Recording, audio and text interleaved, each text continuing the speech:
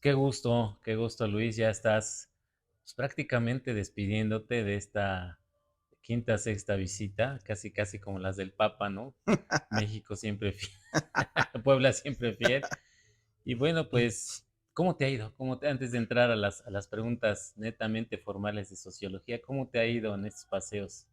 Afortunadamente bien, he visto algunos amigos, amigas, he visto a mi familia. Por causa de tiempo hay otros amigos y amigas que no pude ver, queda pendiente, ¿no? Pero en general bien, en general me ha ido, yo estoy feliz aquí, ¿no? Así como te decía la otra vez, comiendo la gastronomía mexicana, llevándome bibliografía de, digamos, textos de autores y autoras que no se consiguen, digamos, del otro lado del charco, viendo de alguna forma lo que está sucediendo en el país también, ¿no? Por un lado, la gente, digamos, que aplaude aparentemente una transformación profunda, ¿no? Los entusiastas, muchos de ellos viviendo cerca del erario, ¿no? Pero también gente crítica que siente que esto realmente no es una transformación radical, que evidentemente es el otro grupo eh, eh, eh, marginaliza sus críticas, ¿no? Poniéndolas como si fuera críticas que vienen de la derecha, ¿no? Y no viendo que todas las contradicciones también que hay, ¿no? Pero en general bien, en general, a mí en lo personal me ha ido muy bien, estoy feliz. Me encantaría regresar pronto. Justo en una parte de la entrevista nos comentabas sobre el tiempo que pasaste en sociología aquí en la Universidad Autónoma de Puebla como estudiante, de los textos que te encontraste mucho antes que en la maestría, ¿no? Que ya gracias a algunos maestros que conociste acá y esta vida, esta atmósfera universitaria aquí en CEU. Pero ¿cómo te fue cuando llegaste allá a Europa y empezaste esos estudios de doctorado allá? ¿Cómo te trataron, no? ¿Te fue como a Hugo Sánchez cuando en tus primeros años? ¿Cómo te fue en tu vida de estudiante allá? Bueno, en el doctorado yo me fui en el 2007. Ya había yo tenido una experiencia del 2005 al 2006 en la maestría, en el intercambio académico que había realizado en la Universidad de Caen, Normandía. Entonces yo ya había tenido esa experiencia en Francia, de ya más o menos comunicarme en francés. Cuando yo llego en 2007, debo decir que donde yo hice el posgrado, el doctorado, la Escuela de Altos Estudios de Ciencias Sociales, es muy abierto. Es decir, no es como aquí que tienes que hacer, lo llaman presencial, ¿no? Cursos obligatorios. Realmente, donde yo hice mi doctorado, es sencillamente tú y tu director de tesis o tu directora de tesis se organizan cuáles son los temas o las asignaturas que tú debes de seguir. Mm, Son seminarios, mm. ni siquiera hay calificación al final, son seminarios que realmente muy libre, muy, tú decides. En mi caso, como yo, bueno, siempre he sido de los que quiere aprovechar todo lo que se puede. Yo de hecho nada más tenía que seguir un curso, entre comillas, obligatorio, que daba en ese momento mi director de tesis, Michael Lowy, y Erwin Diantey, que es un antropólogo de la religión, que daban precisamente el curso sobre sociología del hecho religioso. Entonces digamos que era como el curso obligatorio. Sin embargo, con otro grupo de amigos, seguimos cursos, asignaturas, seminarios de otras disciplinas. Por ejemplo, en ese momento voy a mencionar a tres colegas con los que, digamos, hicimos nuestro equipo. Eran el doctor Camilo Useche, historiador, sociólogo colombiano, profesor ahora en la Universidad de Cali. Él hacía un doctorado en historia, entonces con él, y él trabaja, él es especialista en la cuestión de la frontera. Entonces con él seguíamos cursos, digamos, seminarios dedicados a la sociología, digamos, de la frontera. Seguimos el curso con Serge Grusinski, un historiador muy importante, que tiene libros sobre el pensamiento mestizo. También hacía en ese momento el doctor, bueno, ahora es doctor, David Carvajal López, un gran historiador de México, de la Universidad de Lagos de Moreno. Él es especialista en historia del siglo XVII. Entonces, con él también seguíamos cursos de historia, de seminarios con Andy Glamperier. Y un amigo mío, que ahora es especialista en la sociología del deporte, que se llama Fernando Segura Trejo, sociólogo, y con él, por ejemplo, seguíamos los seminarios de Patrick Miñón, especialista en sociología del deporte, y otros. Entonces, la verdad, yo todo el primer año seguí cursos de historia, de sociología, de antropología, hasta de literatura. Entonces nosotros como, digamos, no, íbamos a los seminarios de los colegas, ¿no? Yo, o sea, queríamos aprovechar, yo quería aprovechar Europa. Entonces, ¿cómo me fue? Pues creo que es decir, fue más de aprendizaje, de lecturas, ¿no? A diferencia, me parece, a diferencia de América Latina, el estudiante en Europa no discute, ¿no? O sea, no discuten, realmente no hay esa cuestión del diálogo. Bueno, depende de cada profesor, ¿no? Pero los seminarios que, digamos, yo seguía, no, entonces allá no lo toman muy a bien que uno, digamos, que era. También por otro lado, hay el eurocentrismo, ¿no? Que nos van a venir a cuestionar estos latinos, ¿no? Sí. Recuerdo que en el curso de Kruszinski, las tesis que él planteaba, por ejemplo, de que la modernidad surge en el siglo XVI, bueno, nosotros en ese momento, con Camilo, que ya habíamos leído, como te había yo dicho, a Edgar Lander, a Walter Mignolo, a Enrique Dussel, decíamos, bueno, estas discusiones también, digamos, las han tenido estos autores en América Latina, y el argumento de Grushinsky fue, sí, pero esa gente no ha hecho archivo, ¿no? Y ahí ves. Entonces, bueno, eso, pero bueno, y así, bueno, digamos, yo llegué a tomar cursos sobre historia de Brasil contemporáneo, porque como te comentaba, mi Mm, tema de investigación fue sobre la teología de la liberación. Entonces yo tenía, digamos, que empaparme sobre la formación del Estado moderno en Brasil, ¿no? La historia contemporánea. Llegué a tomar incluso un seminario de portugués, ¿no? Entonces, sí, así fue digamos, mi estancia durante el doctorado en París. sí, Bien, yo pienso que bien.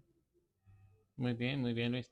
Fíjate que después de ya prácticamente más de 20 años que empezaste en esta trayectoria, en esta vocación de la sociología, como sociólogo, ¿sí? ¿Qué puedes decir de la sociología como ciencia, no? O sea, ¿cuál es cuál podríamos decir que es la esencia de la sociología? Precisamente en el contexto de que no todos los sociólogos se dedican a la investigación, no todos los sociólogos se dedican a la teoría sociológica, ¿no? ¿Cómo lo ves? ¿Cómo te ves 20 años después, ¿no? Bueno, hay un debate incluso en sociología, por ejemplo. Hay un teórico que a mí me gusta mucho que se llama Emmanuel Bernstein. Bernstein, por ejemplo, menciona que este debate entre ciencias nomotéticas, es decir, como la economía, y ciencias ideográficas como la historia, ¿no? Deberían, si tú quieres superar esa distinción, y para Bernstein, por ejemplo, la diferencia entre sociología, economía, ciencia política, no tendría validez, es decir, seguiríamos anclados en esa perspectiva del siglo XIX, ¿no? Entonces, por eso Bernstein planteaba la idea de las ciencias sociales históricas, ¿no? Decía como el gran reto de los sociólogos o del Mm, cientista social en general es que se puedan combinar, ¿no? Esa, digamos, él siempre se reía un poco de estos términos interdisciplinariedad, transdisciplinariedad, ¿no? Entonces era como que para él el reto era abrir las ciencias sociales, ¿no? En ese sentido yo creo que sí que Wallerstein tiene razón, ¿no? Yo diría, bueno, la sociología, como te comenté la otra vez, ¿no? Nos permite entender las contradicciones, las tensiones del tejido social, ¿no? Pero quizá estamos en un momento y con la crisis civilizatoria en la que tendríamos incluso de replantearnos esas fronteras, ¿no? Disciplinarias. Algo que también está muy de moda y yo lo veo es que hay mucho auge, se habla de la interdisciplinariedad. El problema es que pocos la practican, ¿no? Eso es interesante, que todos hablan de la interdisciplinariedad y pocos la practican. ¿Y por qué? Porque yo creo que para practicar la interdisciplinariedad hay que ser erudito, hay que leer sobre historia, hay que leer sobre sociología, hay mm, que leer sobre economía, economía política, y pocos investigadores o investigadoras o estudiantes lo hacen, ¿no? Un ejemplo, bueno, muchos de los profesores que ahora son catedráticos en la Facultad de Ciencias Sociales, no va a dar sus nombres, pero fueron mis compañeros o colegas, digamos, de generación. Y no eran muy brillantes, que digamos, ¿no? Y ahora son catedráticos, ¿no? Parecería como si en la academia, sobre todo en la Universidad de Puebla, se reconociera la mediocridad, ¿no? Digamos, los compañeros que yo tuve, que ahora son profesores, yo recuerdo, o sea, no eran muy brillantes, que digamos, no hacían lecturas, ¿no? Y bueno, ahora son flamantes profesores de la facultad, no solo desde, te digo, de ciencias sociales, te podría mencionar de otras facultades, pero creo que parece que en este país, en algunos sectores, la mediocridad se premia, ¿no?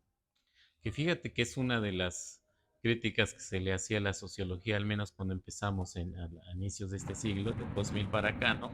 Que no tenía un método como tal, que le lleva muchos pasos, incluso a la misma psicología. Eh, hace rato o hace tiempo que hablábamos acerca de esta palabra que no te gusta de la psicología, ¿no? De la resiliencia, ¿no? Incluso esos conceptos, esos términos se han antepuesto a los mismos términos de la sociología, ¿no? Claro, porque finalmente estamos en un momento, bueno, politólogo, sociólogo que llegó a venir a Puebla hace muchos años, que se llama Marcus Reutemann, habla del socialconformismo, ¿no? Hablaba del socialconformismo como el nuevo discurso, si quieres, demoliberal, que justifica, ¿no?, la lógica de mercado. Y en esos discursos desaparecen términos como lucha de clases, por ejemplo. ¿Quién habla hoy de la lucha de clases? ¿Quién habla del antagonismo? No, pues ahora hay que hablar de resiliencia, ¿no? Uh -huh. Te digo que se me fue el nombre del técnico colombiano que fue director de la selección mexicana, que también usaba mucho ese término. Se me olvidó el nombre. Eh, Colombiano. sí, sí, sí, que fue del Mundial del 2000, que dirigió México, ¿no? En 2000, el profe, bueno, no importa. Entonces, muchos de los términos que actualmente se utilizan, ¿no? No solo los políticos, ¿no?, sino incluso en la academia, estarían más en sintonía justificando digamos, este discurso demoliberal, la sociedad abierta, si Sí. quieres, ¿no? Ahora, lo que yo te mencionaba la otra vez, y bueno, es parte de mi último trabajo, Max Horkheimer, que es uno de los fundadores de la teoría crítica, en una famosa conferencia en los años 30, cuando él, digamos, lo designan director del Instituto de Investigaciones Sociales en Frankfurt, él da una conferencia que titula Teoría crítica o teoría tradicional. Y él dice que realmente uno o hace teoría tradicional, es decir, pues el antropólogo que va y dice, sí, son pobres, la pobreza ha subido, ¿no? Es decir, que simplemente diagnostican lo que está sucediendo, pero no ponen en cuestión, si quieres, el antagonismo, la explotación. Dice, esa gente hace teoría tradicional. A nosotros nos interesa hacer teoría crítica. Y por eso no es fortuito que la Escuela de Frankfurt cultivó la interdisciplinariedad. Tenías gente que venía de la psicología, Uh como -huh. gente como Eric Fromm, Maestros. Uh que -huh. termina en México, en Cuernavaca, con Iván Illich, ¿no?, Uh trabajando -huh. Uh con, -huh. con Méndez Arceo, ¿no? Tenías sociólogos, tenías filósofos, ¿no?, Adorno, Ernest Bloch, ¿no? Entonces era realmente un instituto, economistas, Pollock. Entonces tenías un grupo interdisciplinario que les interesaba precisamente mostrar la explotación, ¿no? Entender el porqué de la derrota del movimiento obrero en los 20, ¿no?, en Alemania. Entonces había, digamos, la idea de que la ciencia social o las ciencias sociales en general no eran neutras o justificaban a través de la teoría tradicional o ponían en cuestión el corazón de la modernidad capitalista. Y lo que sucede, yo me parece, es que a veces en la universidad se fomenta más la teoría tradicional que la teoría crítica. Por supuesto. Justo, ¿qué día es hoy? Pasado mañana, ¿no? Pasado mañana Sí. vas a dar un taller en Filosofía y Letras a invitación del maestro Lee. Sí, vas a hablar sobre teoría crítica anticolonial. ¿Nos puedes dar una adelantada de lo que va a haber ese día? Sí, bueno, por lo que entiendo, se inaugura la Cátedra Internacional de Poesía Marco Antonio Campos. Y en ese contexto me invitaron a dar el primer seminario. Bueno, para mí es un honor inaugurar esta cátedra, que sí está, digamos, dirigida bajo la férula, si podemos decir, del doctor Ali Calderón. Sí. Entonces yo voy a hablar, daré unos lineamientos, digamos, de cuáles son, digamos, las ideas fuerzas que están detrás de mis investigaciones. Hablaré un poco Mm. de José Carlos Mariátegui, un pensador muy importante, peruano de los años 20, que es uno de los marxistas más originales, ¿no?, del pensamiento en América Latina. Abordaré un poco, si quieres, de la historia del pensamiento crítico en América Latina, pasando por la teoría de la dependencia, la filosofía de la liberación, la teología de la liberación, del cual, como habíamos mencionado, Sí. se publicó este libro, lo publicó la editorial Herder. Es una editorial importante, digamos, en pensamiento filosófico y teológico. Tuve la fortuna de que, digamos, mi tesis del doctorado la publicara esta editorial. Y bueno, hablaré un poco sobre lo que se conoce hoy como el giro decolonial o giro descolonial. Y sí, son esas las líneas que plantearé, ¿no? Sí, porque me llama la atención que lo ponen como formato de taller. Mm. Es más bien un seminario, es más bien un seminario de un día. Sí, son 4 horas, Son 4 horas. donde vamos a intentar, sí, intentaré hacer una cartografía, mencionar evidentemente los aportes de otras corrientes, como son los feminismos contrahegemónicos, ¿no? De feminismo comunitario, el feminismo caribeño, hablar incluso también de los marxismos negros, que ha habido especialistas, ¿no? Yo conozco a un sociólogo haitiano, Jean-Jacques Cadet, hablaré del trabajo que él está haciendo en esta arqueología. Entonces, básicamente, bueno, eso era ahí, pero lo más importante es, evidentemente, interactuar con la gente que venga, ¿no? Y le interese y simplemente hacer nuevas, colocar preguntas, ¿no? No, pienso que no sería una entrevista completa si no te preguntáramos algo muy básico, como sociólogo que eres, ¿no? Y crítico, sobre todo, ¿cómo ves a tu país, ¿no? En esta transformación, al final de cuentas, próximo año, justo en estas fechas, estaremos cambiando nuevamente de gobierno, y ya estaremos con otro gobierno, estas fechas, y estamos a 3 años del Mundial de Fútbol también, ¿no? ¿Cómo visualizas a México en un año? ¿Cómo lo ves ahora, no ahora en esta visita que estás realizando? Y, por cierto, con este libro de Fútbol y Teoría Crítica, ¿cómo visualizas el próximo Mundial? Hace rato estábamos hablando de que a nosotros nos van a dejar los partidos así, las cascaritas de entrada, ¿no? Los principales partidos se los va a llevar Canadá y Estados Unidos. ¿Cómo ves la economía, la sociedad de México a partir de esta cuarta transformación? ¿Y cómo visualizas el próximo Mundial? Es una pregunta eh, compleja, en la cual seguramente me haré de nuevos amigos en mi respuesta.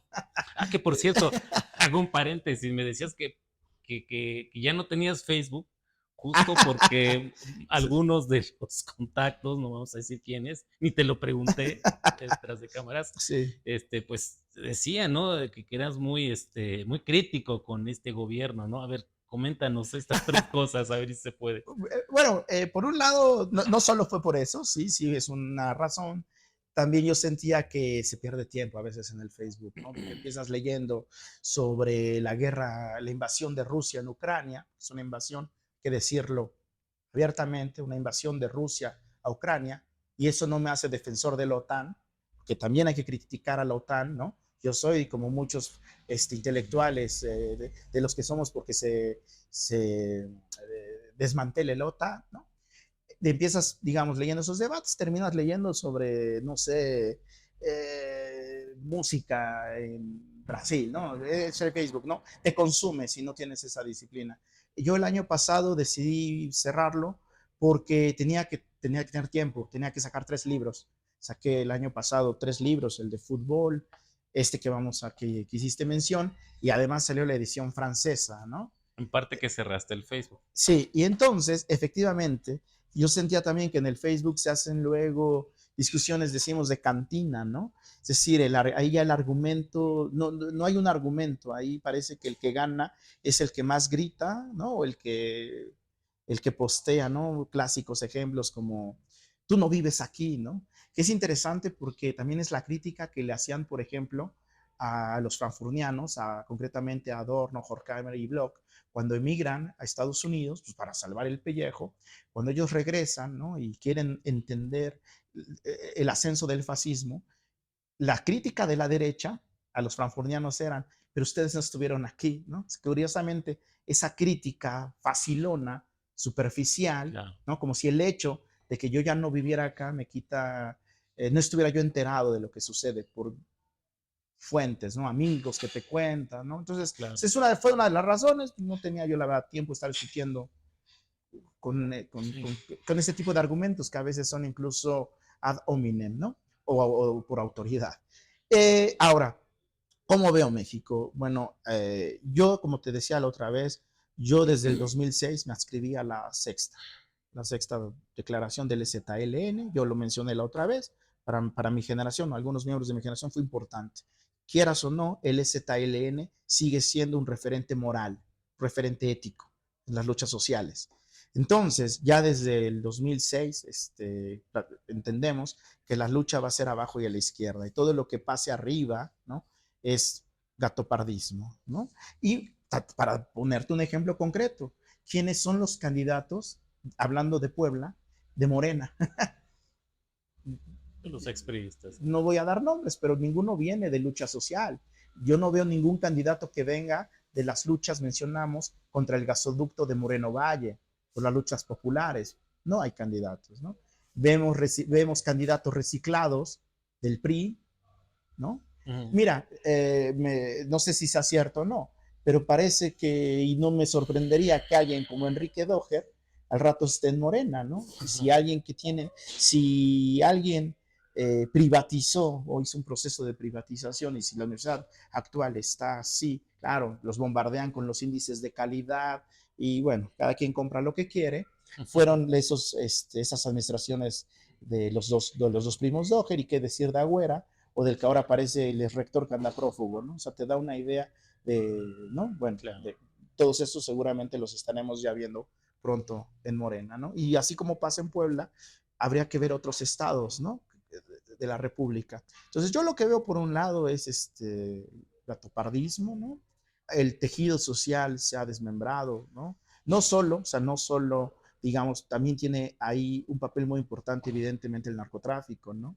Pero como decimos, como se dice en algún momento, la cohabitación es tan promiscua entre el narcotráfico, ¿no? Y la clase política. Bueno, hay, digamos, periodistas de investigación que han demostrado eso, esa promiscuidad entre la clase política de todos los colores, no nada más, digamos, de la derecha o del centro izquierda, ¿no? Con los cárteles, ¿no? Ahora sí que, como me dijo una colega en Brasil, es como cuando uno intenta entender entre el padrote, ¿no? Y ¿cómo se dice? Entre el proxeneta y la prostituta. Sí. Solo que aquí no sabemos quién es quién, ¿no? O, así, ¿no? Como dicen, Ya hay cosas que sintetizó, una ¿no? prostituta no haría por dignidad, la diferencia, ¿no? Entre un político y una prostituta, que hay cosas que la prostituta no haría por dignidad ni por todo el dinero, ¿no? Sí, claro. Entonces, bueno. Ahora, eso en el caso, te digo, me parece de México. Yo no digo que evidentemente que hay que resignarnos, eso sería lo peor. Eso de hecho, yo creo que el orden social, quiere que nos resignemos, quieren que pensemos que no hay salida. Claro, esto es esto es, si tú quieres un cementerio a cielo abierto, ¿no? Tantos muertos que tenemos, ¿no? Hay que ver la cuestión de la pobreza, pero también por otro lado hay esperanza, y la esperanza yo la veo, te digo, en las luchas sociales. Yo creo que de ahí viene. Ahora, pasando al fútbol, bueno, yo creo que para entender también, digamos, este nuevo orden, es decir, este discurso neoliberal en el plano político, de hacernos creer que no hay salidas, sucede también lo mismo, si tú quieres, en el fútbol. Mira, en los años 70, que es cuando, digamos, los Chicago Boys, ¿no? Llegan al poder, ahí está Margaret Thatcher, el neoliberalismo.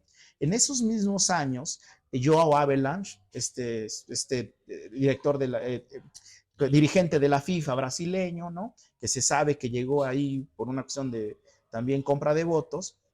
En los años 70, en el 74, él va a empezar a hacer del fútbol un negocio. De hecho, él lo va a decir, el fútbol es un negocio. Y va a empezar a convertir al espectador. La teoría crítica denunció, si tú quieres, Sí. al espectador, ¿no? A través de, bueno, lo que va al cine, ¿no? Como esta idea del sujeto masa, ¿no? A Mm. través de la industria cultural. Vas al cine, ¿no? No ves realmente nada de fondo, lo que ves son películas superficiales. Entonces, ¿qué dicen ellos? El obrero cuando sale de la fábrica, en la fábrica es explotado. Mm. Hay que llevarle televisión, hay que llevarle cine, para que ahí en su parte de ocio también esté enajenado. En la fábrica está enajenado, en el proceso de producción tú le sacas el plusvalor, lo explotas, pero fuera hay que hacer algo con el obrero para que no haga de huelgas. Pues dale televisión, dale teatro, dale lo que ellos llamaban Sí.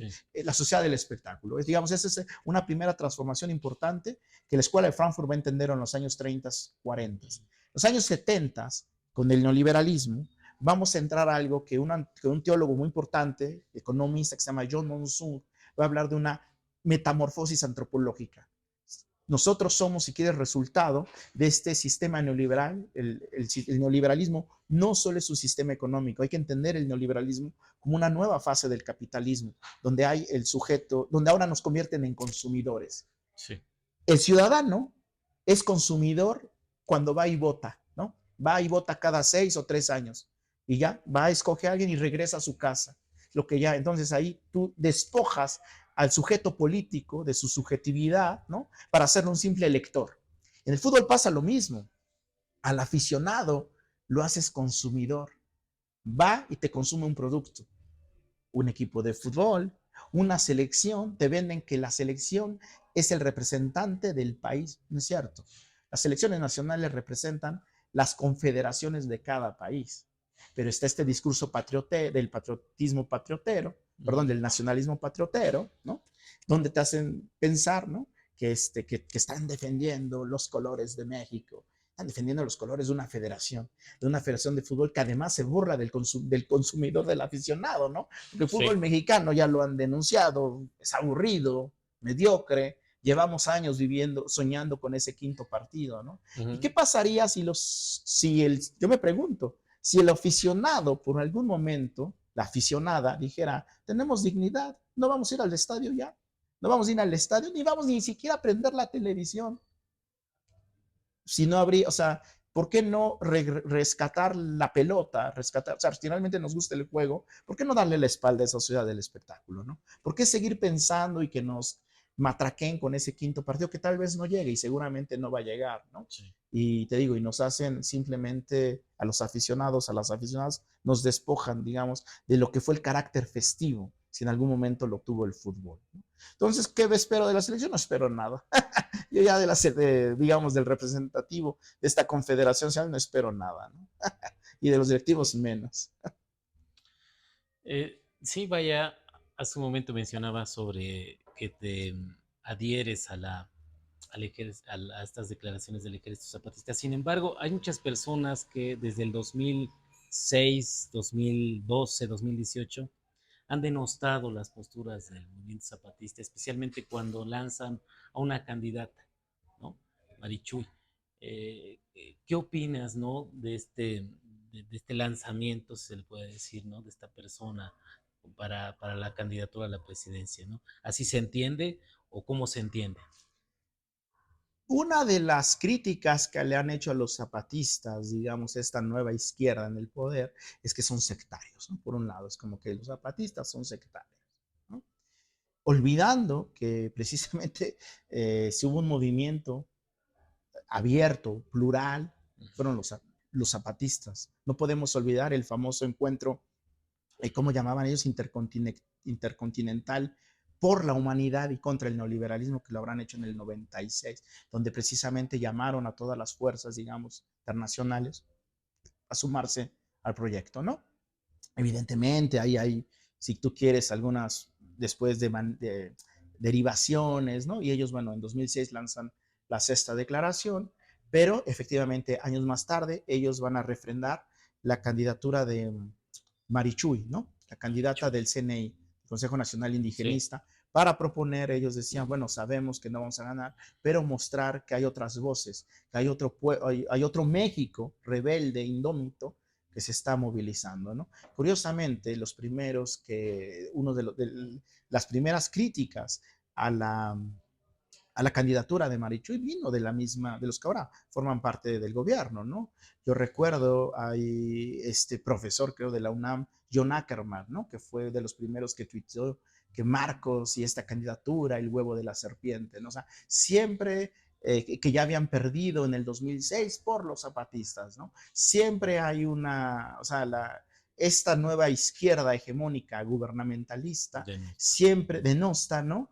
No ve sus propios errores. O sea, no, ellos no ven sus alianzas con el gran capital, con Romo, no ven sus alianzas, ¿no? Con Grupo México. Eso no lo puedes cuestionar. No, ellos, digamos, no ven esos errores, ¿no? No ven esos errores de tener candidatos impresentables, ¿no? Entonces, ¿qué es lo más fácil? Culpar al zapatismo, ¿no?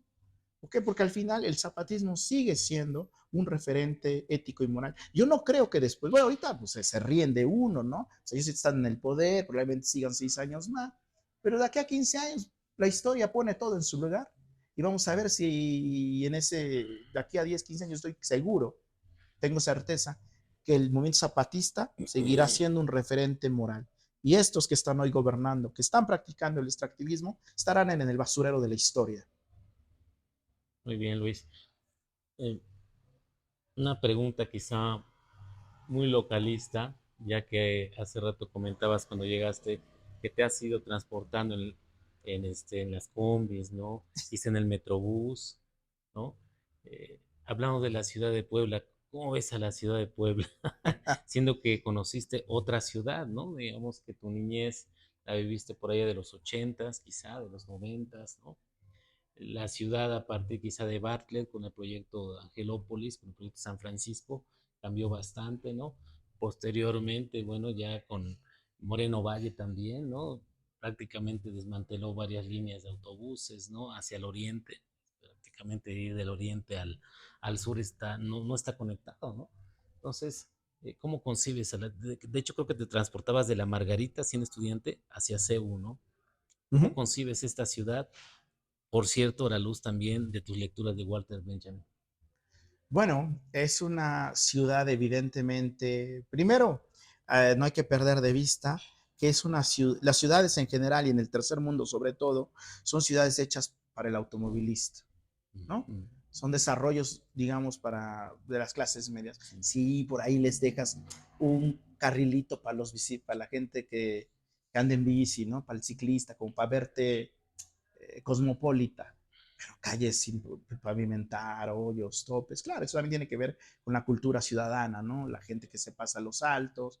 Entonces, ¿cómo veo? Yo veo una ciudad, por un lado, gentrificada, no recuerdo cómo se dice, ¿no? claro. Hay una gentrificación que, bueno, siempre, digamos, va acompañado del desarrollo del capital. Acabas de mencionar Manuel Bartlett, ¿no? Recuerdo que años se festejaba el complejo de Angelópolis, sí, pero detrás del complejo de Angelópolis tenemos la historia de campesinos que perdieron sus ejidos, de campesinos que fueron perseguidos, algunos hasta eh, este, enviados a prisión, a la cárcel, ¿no? Con falsas pruebas, para robarle sus tierras. ¿Y qué se hizo de esas tierras? Se hizo un desarrollo, ¿no? Este complejo de Angelópolis. Moreno Valle, lo mismo, ¿no? Con Moreno Valle y sus proyectos que yo considero futiles, ¿no? Considerando problemáticas que hay importantes de esta ciudad. Por ejemplo, el agua. ¿Cómo es posible que algo que está en discusión a nivel mundial, que es el agua, como el bien común, el agua es un bien común, Sí, cómo es posible que se haya privatizado? Y si no mal recuerdo, fue en la administración de Moreno Valle, ¿no? Este, yo creo que esas son cuestiones que se deberían de estar denunciando y no la rueda de la fortuna o que desarrolló otro tipo me parece, de cuestiones cosméticas. Entonces, ahí ves de la mano como por un lado tienes el gran capital que avanza con esta idea de modernidad, ¿no? Y era la crítica de Walter Benjamin, el progreso que lo que va dejando es ruinas. ¿Cuántas historias, te digo, de campesinos, de barrios expoliados? Bueno, San Francisco, ¿no? Conocemos también. Entonces, eso es lo que yo veo todavía en este país. En Colombia, por ejemplo, llaman los grupos que se movilizan en contra, digamos, de la minería, ¿no? Como el tren del progreso, que es ecocida. Entonces, yo lo que veo son eso, sigue esa idea en la clase política, te digo, en general, no es nada más de Moreno Valle, ¿no? Lo que te digo, el proyecto del gasoducto. Entonces, yo veo eso, veo una sociedad, sí, un tejido social dañado, ¿no? ujú. Dañado, evidentemente. No es nada más culpa, evidentemente, te digo, de esta administración. Yo creo que esto es ya de años, ¿no? Hasta diría de siglos, ¿no? No podemos olvidar también el papel de la colonia. Sí, Luis, mucho de tu obra o parte de tu obra bueno, desde estudiante, ¿no? Has trabajado el tema de la religión, Mm. ¿sí? De la sociología de la religión. Puebla, si no mal recuerdo, en el 79 el documento Puebla, ¿no? El documento Medellín, ¿no? Hablaba de otra iglesia dentro de la misma iglesia católica que se estaba moviendo, ¿no? los EPS, ¿no? Tan solo la creación de los EPS, ¿no?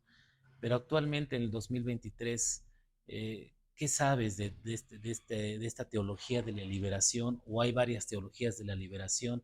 Hace no mucho, 3, 4 meses, estuvo aquí el doctor Diego Velázquez, que tú conoces, y hablaban acerca de la teología de la liberación como parte de la misma Iglesia Católica. O sea, no es sino un maquillaje dentro de la misma Iglesia Católica. ¿Cómo ves tú eso? No, no tanto como un maquillaje, me parecería algo muy superficial decirlo así, no.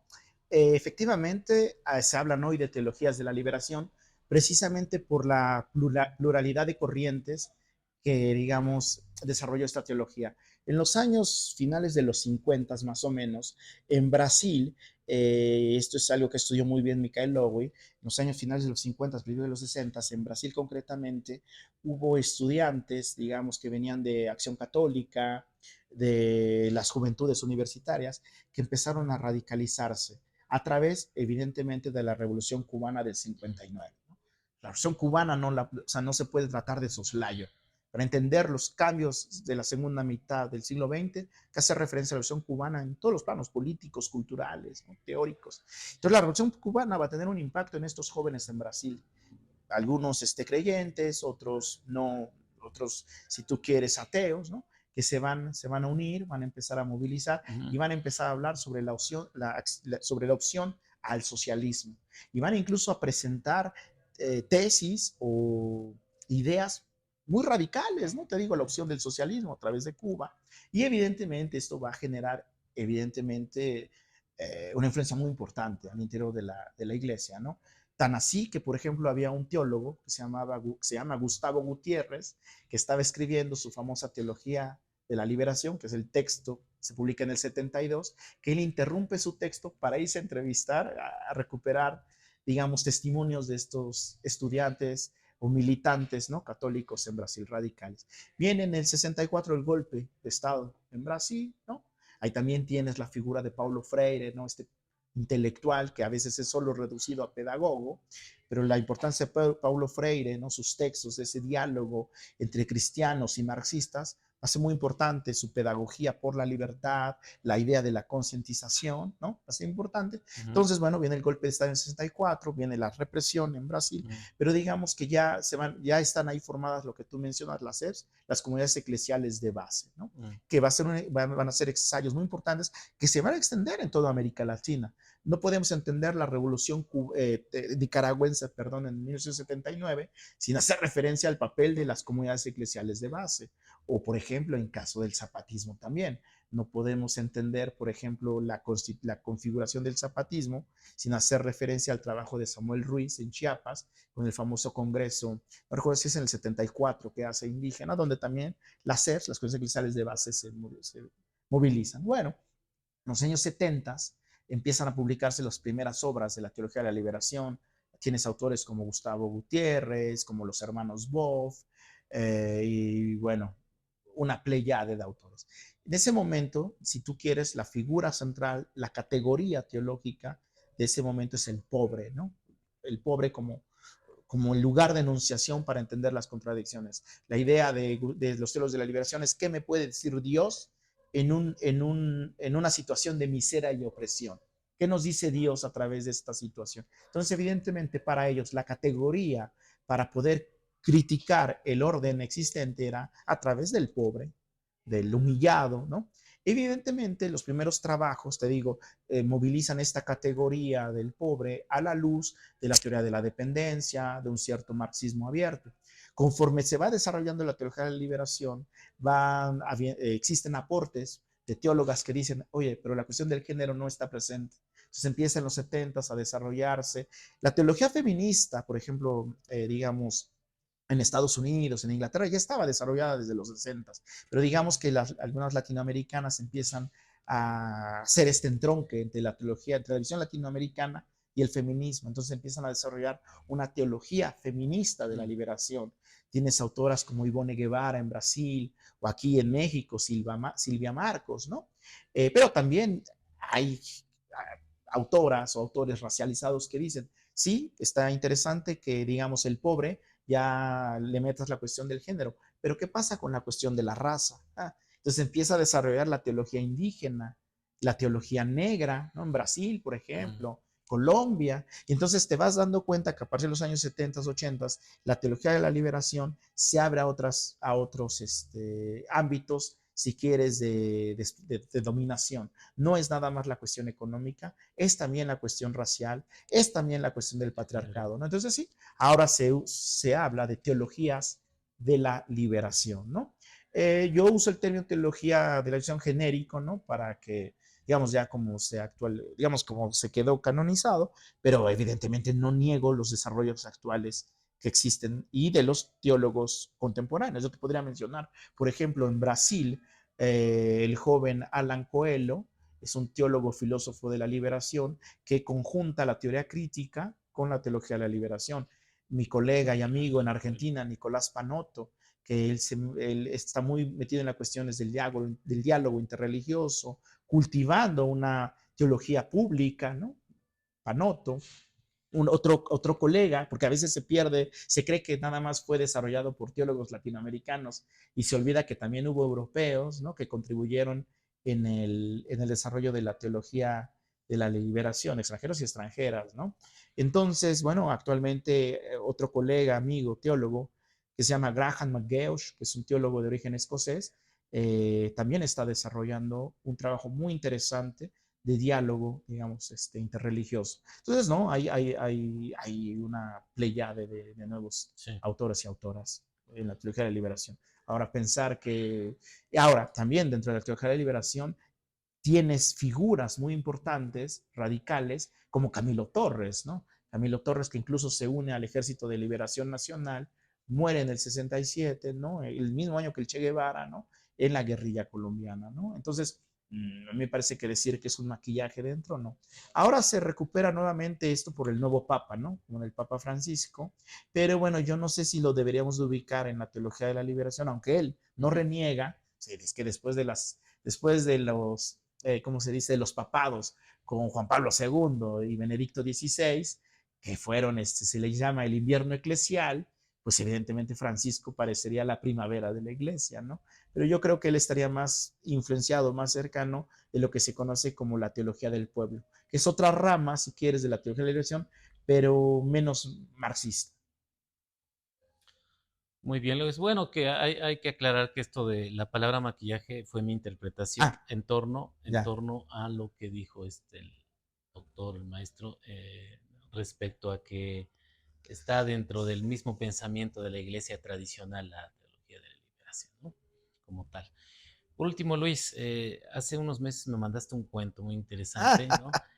Háblanos ya en esta última parte ya de la entrevista de tus guiños en torno a la literatura, ¿no? Ya fuera de la cuestión sociológica. Bueno, la literatura, como te decía, pues me ha acompañado porque uno de mis mejores amigos de infancia es Ali Calderón, que ahora es poeta y profesor, ¿no? Yo siempre, digamos, la literatura siempre me ha gustado, pero sobre todo dentro de la literatura, lo que creo que más me gusta es la cuentística. Leo sobre todo mucho cuento, más que la narrativa o la poesía, que nunca ha sido como, digamos, bueno, en gusto se rompen géneros.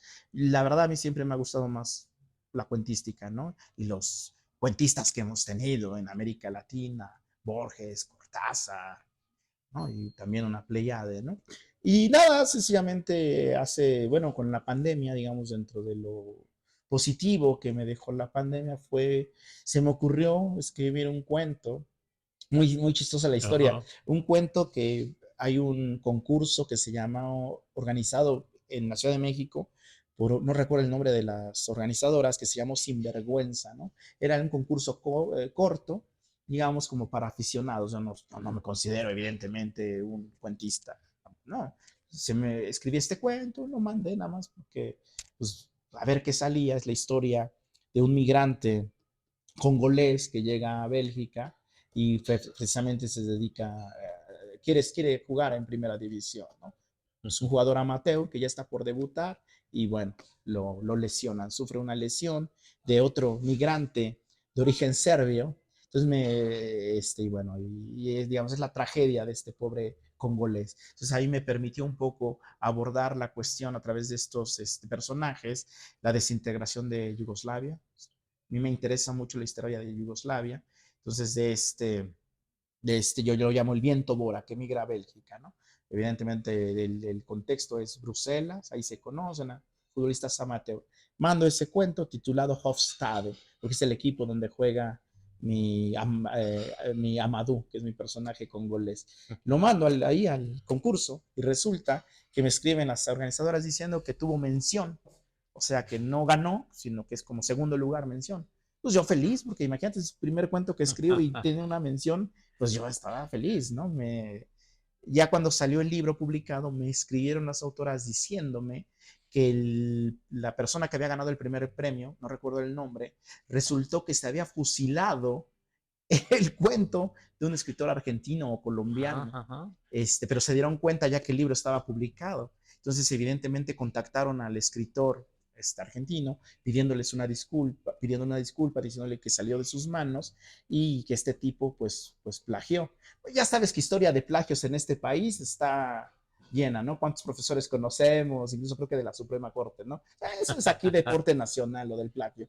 Y entonces me escribieron las autoras diciendo, las organizadoras, que pues como ese primer premio fue un plagio, pues mi cuento resultó ser efectivamente el primer Ganador, lugar, ¿no? ganador. Solo que la plata, el dinero, pues se lo dieron a este tipo y pues ya el dinero se perdió, ¿no? Pero bueno, es lo de menos, ¿no? Bueno, o sea, y nada, yo estaba súper feliz, estoy feliz, muy feliz. Me gustaría en algún momento seguir desarrollando, cultivando la cuentística, pero a veces falta tiempo, ¿no? Falta también. Yo creo que esas cosas te obligan. Lo más cercano, digamos, al cuento, digamos, bueno, el cuento es ficción, evidentemente, fue, yo creo, este librito que te decía, que si uno lo lee, te vas a dar cuenta que son historias cercanas, Sí. no son cuentos, son historias verídicas, pero digamos, me permitió dejar la mano suelta, ¿no? Salirme también de esos marcos que luego, digamos, el ensayo académico te, te pone, ¿no? Sí. Y bueno, por ahí, bueno, pues soy un gran lector de cuentos, de cuentistas. Muy bien, Luis. Pues estamos muy contentos de que estés aquí en Puebla. Ya vas de vuelta del otro lado del Atlántico.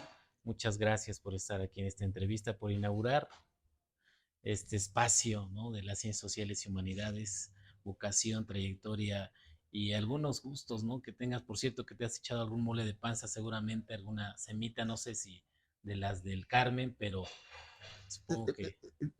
Todavía del Carmen no, pero me eché del coloso de Maravillas del Estadio Cuauhtémoc. Ah, ya, Claro, no ya, podía faltar la semita del estadio. El mole de panza, de fui maravillas. al Mercado de Independencia, me llevó un amigo Rolando Hernández, que seguramente ubica, sociólogo criminal acá en Puebla. Sí, Fuimos a comer mole de panza en el Mercado de Independencia, muy buen mole de panza. te faltan los tacos de la 8. Me faltan los tacos de la 8. Enfrente donde tú estudiabas, de la Lázaro Cárdenas. Ya Ajá. estaban los tacos de la 8. No recuerdo. En esa Ya época quedan los güeros, yo era aficionado de los Cambri. de los Cambri, de la 4. Sí, esos ya fui, evidentemente. Los de la 4 junto a lo que era el pan de Zacatlán, no sé si todavía Ahí sigue está ahí. todavía, ahí está Pero todavía. ya tacos de carnita ya también ya está. No, ya, intenta, ya. Ya, ya, ya. Sí, sí, sí. Muchas gracias, Luis. No, gracias a ti. Gracias, a Movimiento TV por esta entrevista. Gracias al Realengo también. Sí, no, soy yo el que les agradece a todos ustedes, al Realengo y bueno, al camarada Sergio. Gracias. Gracias.